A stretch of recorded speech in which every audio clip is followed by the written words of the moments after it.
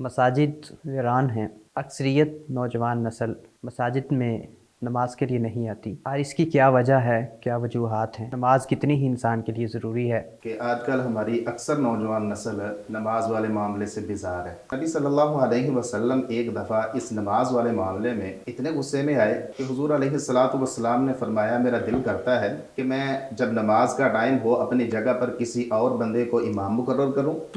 اور میں ان لوگوں کے گھروں میں جاؤں کہ جو لوگ نماز پڑھنے نہیں آتے، اور میں ان کو ان کے گھروں کے سمیت جلا ڈالوں۔ جس نے ایک عصر کی نماز جان بوجھ کے چھوڑ دی، گویا اس کے پچھلے سارے کے سارے اعمال ہی تباہ و برباد ہو گئے۔ آپ دیکھیے تو آج ہمارے معاشرے میں کتنی زیادہ سستی پائی جا رہی ہے عصر کی نماز کے حوالے سے۔ نماز یقیناً ایک اللہ تبارک و تعالیٰ کے ساتھ ملاقات کا ذریعہ ہے۔ جب بندہ نماز سے سستی اختیار کرتا ہے، نماز رہ جاتی ہے، ہم سوچتے ہیں ہمیں ٹائم نہیں ملا، نماز رہ گئی ہے، جب ہم مصروف تھے۔ یہ سوچنا چاہیے کہ ہم سے غلطی کون سی ہوئی ہے، گناہ ہم سے کون سا ہوا ہے، اللہ تبارک و تعالیٰ کی نافرمانی ہم سے کون سی ہوئی ہے کہ اللہ تبارک و تعالیٰ نے ہمیں اپنے سامنے کھڑا کرنا پسند نہیں کیا۔ باللہ وحدہ والصلاۃ والسلام علی من لا نبی بعدہ۔ اے بی پلیٹ فارم سے میں ہوں عبدالعلیم ظفر۔ آج کے ہمارے معزز مہمان ہیں پروفیسر محترم جناب سفیان صادق صاحب اور محترم جناب مفتی مرشد رشید صاحب۔ آج ہم ناظرین کرام بات کریں گے نماز کے حوالے سے۔ مساجد ویران ہیں، اکثریت نوجوان نسل مساجد میں نماز کے لیے نہیں آتی، اور اس کی کیا وجہ ہے، کیا وجوہات ہیں، اور نماز کتنی ہی انسان کے لیے ضروری ہے، اس پر بات کرتے ہیں محترم جناب مفتی مرشد رشید صاحب سے کہ وہ نماز کے حوالے میں ہمیں چند اشارات بیان فرمائیں۔ جزاک اللہ خیرہ مفتی عبدالعلیم صاحب، آپ کا شکریہ۔ دیکھیے یہ جو آپ نے ایشو اٹھایا ہے یہ واقعتاً بڑا اہم ایشو ہے کہ آج کل ہماری اکثر نوجوان نسل نماز والے معاملے سے بیزار ہے۔ حالانکہ اگر آپ قرآن مجید کا مطالعہ کریں، حدیث کا مطالعہ کریں تو نماز پڑھنے کی بہت ہی زیادہ اہمیت و فضیلت بیان ہوئی ہے۔ قرآن مجید میں کئی دفعہ تاکیدی حکم بیان ہوا ہے کہ اے لوگوں نماز پڑھو، اور پھر نماز اور زکوٰۃ کا اکٹھا معاملہ آیا ہے اکثر جگہ پر۔ قرآن مجید میں اللہ تعالیٰ نے فرمایا سورۃ البقرہ میں وَأَقِیمُوا الصَّلَاةَ وَآتُوا الزَّکَاةَ کہ اے لوگوں نماز قائم کرو اور زکوٰۃ ادا کرو۔ اور نبی صلی اللہ علیہ وسلم ایک دفعہ اس نماز والے معاملے میں اتنے غصے میں آئے کہ حضور علیہ الصلوۃ نے فرمایا میرا دل کرتا ہے کہ میں جب نماز کا ٹائم ہو اپنی جگہ پر کسی اور بندے کو امام مقرر کروں اور میں ان لوگوں کے گھروں میں جاؤں کہ جو لوگ نماز پڑھنے نہیں آتے، اور میں ان کو ان کے گھروں کے سمیت جلا ڈالوں۔ دیکھیے حضور علیہ الصلوۃ رحمت عالم بن کے آئے ہیں، رحمت للعالمین بن کے آئے ہیں، اس کے باوجود بھی نماز والا معاملہ اتنا حساس تھا، اتنا سنگین تھا کہ حضور علیہ السلام اتنے غصے میں آئے، اتنے طیش میں آئے کہ حضور علیہ السلام نے فرمایا میرا دل کرتا ہے کہ میں ان کے گھروں میں جاؤں جو لوگ نماز پڑھنے نہیں آتے اور ان کو ان کے گھروں سمیت جلا ڈالوں۔ اور پھر یہ جو 5 نمازیں ہیں ساری کی ساری ہی اہمیت و فضیلت والی ہیں، لیکن اس کے ساتھ ساتھ جو عصر کی نماز ہے اور عشاء کی نماز ہے ان کی تو خصوصی طور پر تاکید کی گئی ہے۔ مثال کے طور پر میں آپ کے سامنے یہ بات عرض کرنا چاہتا ہوں کہ عشاء کے حوالے سے حضور علیہ السلام نے فرمایا کہ جو عشاء کی نماز ہے یہ منافق پر بہت زیادہ بھاری ہے۔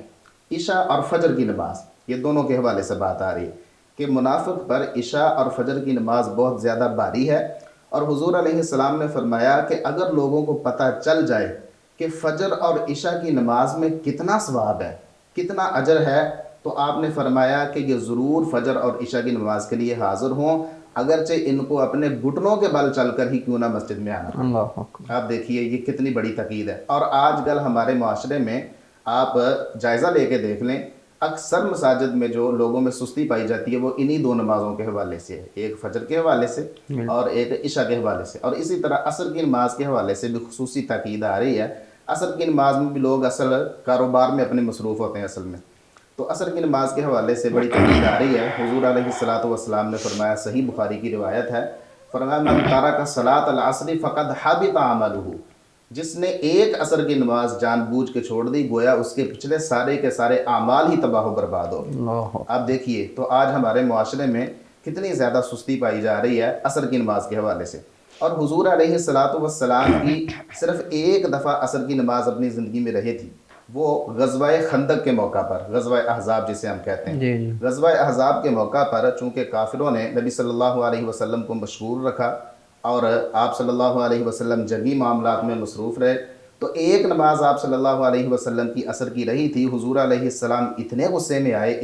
میں آئے، حدیث کے الفاظ ہیں، آقا علیہ الصلاۃ والسلام نے غصے میں آ کر کہا ملا اللہ بیوتہم وقبورہم نارا، اللہ تعالیٰ ان کافروں کے گھروں کو بھی اور ان کی قبروں کو بھی آگ سے بھر دے، انہوں نے ہمیں عصر کی نماز پڑھنے سے روکے رکھا ہے۔ اور آج کا مسلمان اپنا جائزہ لے کہ وہ کتنی عصر کی نمازیں آج تک چھوڑ چکا ہے۔ تو اس لحاظ سے نماز والے معاملے میں ہمیں سستی نہیں کرنی چاہیے، اور بالخصوص ہماری جو نوجوان نسل ہے وہ تو نماز کے حوالے سے انتہائی سستی کا شکار ہے، ان کو اپنی یہ سستی دور کرنی چاہیے۔ بالکل، میرا خیال ہے ایک روایت میں یہ بھی الفاظ ہیں کہ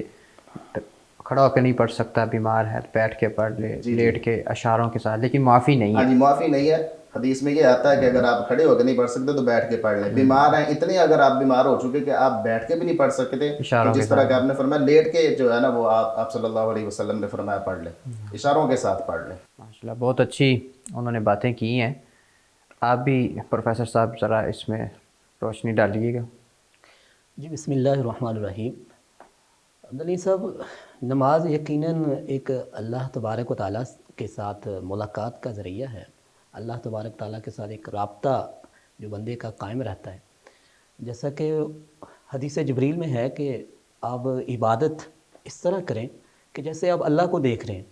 اگر یہ نہیں تو اللہ تبارک و تعالیٰ تو آپ کو دیکھ رہے ہیں۔ وہ مجھے یاد پڑتا ہے غالباً امام زین العابدین رحمہ اللہ تعالیٰ رحمۃ اللہ تعالیٰ ان کے بارے میں آتا ہے کہ جب وہ مسجد میں آتے تھے تو ان کے چہرے کا رنگ بدل جاتا تھا، چہرے کی رنگت تبدیل ہو جاتی۔ لوگ پوچھتے تھے امام صاحب آپ کو ہوا کیا ہے؟ فرماتے تھے میں پوری جو کائنات کا بادشاہ ہے، علی کل شیء قدیر ہے، اس کا حق ادا کرنے آیا ہوں، شاید صحیح طریقے سے میں حق ادا نہ کر سکوں، اس لیے مجھے ڈر لگتا ہے۔ اس لیے جب بندہ نماز سے سستی اختیار کرتا ہے، نماز رہ جاتی ہے، ہم سوچتے ہیں ہمیں ٹائم نہیں ملا، نماز رہ گئی ہے، جب ہم مصروف تھے، یہ نہیں سوچنا چاہیے۔ یہ سوچنا چاہیے کہ ہم سے غلطی کون سی ہوئی ہے، گناہ ہم سے کون سا ہوا ہے، اللہ تبارک و تعالیٰ کی نافرمانی ہم سے کون سی ہوئی ہے کہ اللہ تبارک و تعالیٰ نے ہمیں اپنے سامنے کھڑا کرنا پسند نہیں کیا۔ تو شاید کسی کا قول بھی ہے کہ اللہ تعالیٰ جب ناراض ہوتے ہیں تو رزق نہیں چھینتے، اپنے سامنے سجدے کی توفیق چھین لیتے ہیں۔ ہاں، نماز یہ بھی ایک ذریعہ ہے کہ رزق میں تنگی کے اسباب جو بیان ہوئے ہیں احادیث مبارکہ میں، تو ان میں سے ایک ذریعہ یہ بھی ہے جیسا کہ قرآن پاک میں ہے، بسم اللہ الرحمن الرحیم، من اعرض عن ذکری فإن له معیشۃ ضنک۔ اللہ تبارک تعالیٰ فرماتے جو ہمارے ذکر سے منہ موڑتا ہے ہم اس کی معیشت کو تنگ کرتے، زندگی کی گزران تنگ کر دیتے ہیں، مطلب اس کا رزق تنگ ہوتا ہے۔ اور نماز ذکر ہے، وَلَذِكْرُ اللَّهِ اکبر، اور سب سے بڑا ذکر ہے، اس لیے رزق میں تنگی کا سبب یہ بھی ہے۔ اور اس اسباب کے ساتھ ساتھ رزق میں تنگی کا ایک سبب یہ بھی ہو سکتا ہے کہ صبح کی نیند، جب ہم نماز فجر کے بعد یا ویسے ہی سوئے رہنا، فجر کی نماز ادا نہ کرنا اور صبح لیٹ اٹھنا، یہ بھی ایک رزق میں تنگی کا سبب ہے۔ کیونکہ صحابی رسول صلی اللہ علیہ وآلہ وسلم فرماتے ہیں کہ حضرت صخر بن وداع رضی اللہ تعالیٰ عنہ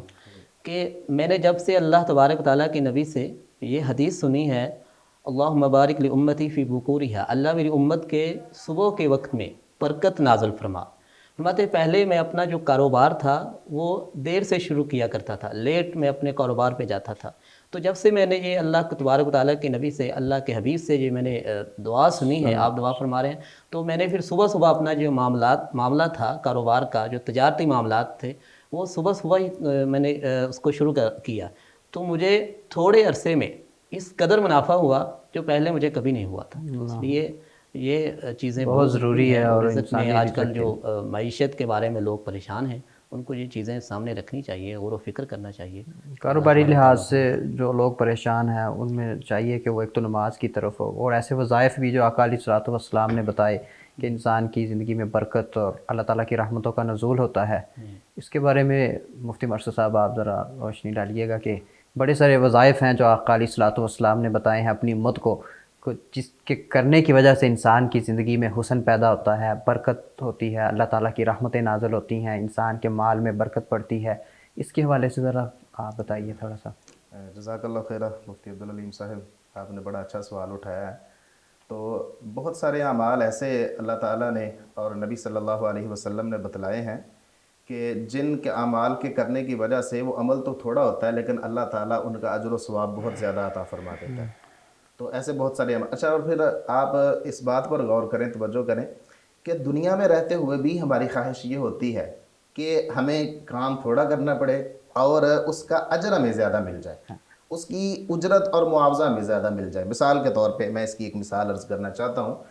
ایک فیکٹری میں کام کرنے والا 8 گھنٹے کام کر رہا ہے، تو اس کا دل کرتا ہے کہ کام مجھے 8 گھنٹے ہی کرنا پڑے لیکن مجھے معاوضہ 16 گھنٹے کام کرنے کا مل جائے، تنخواہ اتنی مل جائے، اجرت زیادہ ملے گا، اجرت زیادہ مل جائے۔ اسی طرح کچھ اعمال نبی صلی اللہ علیہ وسلم نے ایسے بتلائے ہیں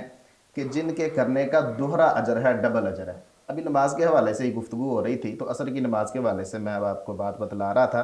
تو صحیح مسلم کی روایت ہے، حضور علیہ الصلاۃ والسلام نے فرمایا یہ عصر کی نماز تم سے پہلی امتوں پر بھی پیش کی گئی لیکن انہوں نے اس نماز کو ضائع کر دیا۔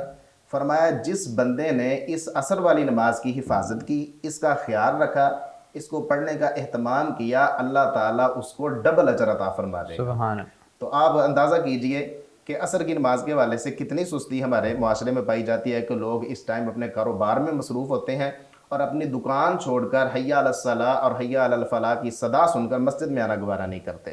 اور مؤذن جو ہے وہ صدا دیتا ہے، باقاعدہ آواز بلند کرتا ہے، حی علی الصلاۃ حی علی الفلاح، لوگوں فلاح کی طرف آ جاؤ، لوگوں نماز کی طرف آ جاؤ، کامیابی کی طرف آ جاؤ۔ دنیا اور آخرت کی کامیابی یہ نماز کے اندر پنہا ہے، نماز والے معاملے کے اندر دنیا اور آخرت کی کامیابی پوشیدہ ہے، لیکن وہی جو کامیابی والا معاملہ ہے وہ ہم نے چھوڑ رکھا ہے۔ اسی طرح ایک عمل جو آخرت کے حوالے سے بڑا کاریگر عمل ہے، بڑا زبردست عمل ہے، وہ میرے ذہن میں آ رہا تھا کہ حضور علیہ الصلاۃ والسلام نے سبحان اللہ اور الحمدللہ، دیکھیے یہ تو ایسی چیزیں ہیں نا کہ یہ سبحان اللہ اور الحمدللہ، یہ اگر مثال کے طور پہ میں اپنی دکان پہ بیٹھا ہوں، کوئی کاروباری بندہ اپنی دکان پہ بیٹھا ہے، چلتے پھرتے بھی انسان چلتے کہہ پھرتے بھی انسان پڑھ سکتا ہے، بالکل آپ کی بات ٹھیک ہے۔ دکان پہ فارغ بیٹھا ہے، کوئی گاہک نہیں آ رہا تو وہ بار بار سبحان اللہ الحمدللہ پڑھ سکتا ہے۔ تو حضور علیہ الصلاۃ والسلام نے فرمایا سبحان اللہ کے حوالے سے کہ اس کی کیا فضیلت ہے۔ آقا نے فرمایا جو بندہ ایک دفعہ سبحان اللہ پڑھ لیتا ہے اس کا جنت میں ایک درخت لگ جاتا ہے، اور پھر جو جنت میں درخت لگنا ہے یہ کوئی معمولی درخت نہیں ہے اور یہ کوئی معمولی بات نہیں ہے۔ حدیث میں آتا ہے آقا علیہ الصلاۃ والسلام نے فرمایا کہ جو جنت میں ایک درخت ہے، ایک گھڑ سوار جو تیز گھوڑے کو دوڑانے والا ہو، فرمایا کہ وہ اپنا گھوڑا 100 سال اس درخت کے نیچے دوڑاتا رہے پھر بھی اس کا سایہ ختم نہیں ہوگا۔ سبحان۔ دیکھیے یہ کتنی بڑی فضیلت ہے، یعنی جنت میں درخت لگ جانا بندے کا یہ کوئی معمولی کام نہیں ہے۔ اس لحاظ سے ہمیں ہر ٹائم اپنی زبان اللہ تعالیٰ کے ذکر سے تر رکھنی چاہیے، اس سے انشاءاللہ رزق کی جو تنگیاں وہ بھی دور ہو جائیں گی اور تمام مشکلات پریشانیاں اللہ تعالیٰ بندے کی دور فرما دے گا۔ بہت شکریہ۔ ناظرین، آپ کو معلوم ہوا جو ہمیں حدیث کی روشنی میں اور اسلام شریعت کے مطابق جو ہمیں معلوم ہوا، اس کا خلاصہ یہی ہے کہ دنیا کی تمام الجھنیں، تمام مسائب، پریشانیوں کا حل اللہ تعالیٰ کے سامنے جھکنا ہی ہے۔ جو انسان اللہ تعالیٰ کے سامنے جھکتا ہے، اس کی عبادت کرتا ہے، دعائیں کرتا ہے، وظائف پڑھتا ہے اور اللہ تعالیٰ کے پیارے حبیب صلی اللہ علیہ وآلہ وسلم کے بتائے ہوئے طریقے کے مطابق زندگی گزارتا ہے، شریعت کے مطابق، تو وہ الجھنوں سے بچ جاتا ہے۔ ویسے تو اللہ کے حبیب صلی اللہ علیہ وآلہ وسلم نے فرمایا یہ دنیا مومن شخص کے لیے قید خانہ ہے، یہ یہاں مختلف قسم کے مسائب، پریشانیاں، ٹینشنیں، تو یہ دنیا کا ایک معاملہ حصہ ہے انسانی زندگی کا۔ تو اللہ تعالیٰ سے ہم دعا کرتے ہیں کہ اللہ تعالیٰ ہمیں ہر قدم پر ہماری حفاظت فرمائے۔ بہت شکریہ مہمانان گرامی کا، آج آپ نے یہ بھی پلیٹ فارم پر وقت دیا۔ السلام علیکم ورحمۃ اللہ۔